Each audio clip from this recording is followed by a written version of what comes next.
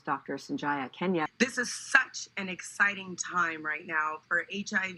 We're using this technology that has been so effective with the COVID vaccine to see if it can also work to trigger an immune response that will prevent people from actually contracting HIV. If you suffer from heart disease or have recently had a heart attack, you might be wondering about the impacts on your sex life.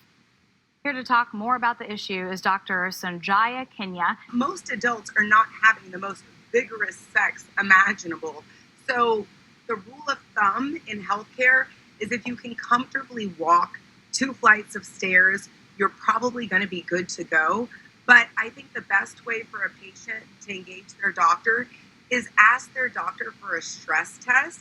And that really it's a check-in. Are you able to do things without causing heart complications?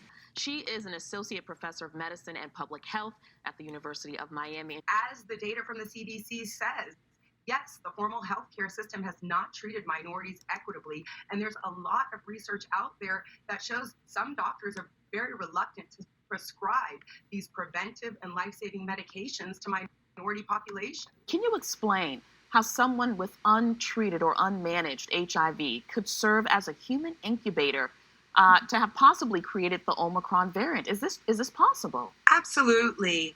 Anybody with a weakened immune system has more opportunities for mutations to develop when they contract any sort of infection. And that's why it's really essential for people who are living with HIV to get the right treatment, make sure they're staying as healthy as possible, because when they do get COVID, it will continue to mutate. What is HPV? HPV is contracted through sexual behaviors. Almost every single human being who's ever had an intimate relationship has been exposed to it. And how does it cause cancer? Most of the time, our bodies will cure itself of HPV. However, if it doesn't, there are certain strains that will lead to cancer. It's cancer of the reproductive organs, cervical cancer, anal cancer. It can also lead to cancer of the head, neck, and throat. Tell us about the effectiveness of the vaccine. The vaccine has been extraordinary in that the types of HPV that lead to cancer have been reduced by almost 90%. Welcome back to BNC. Good to see you, Doctor.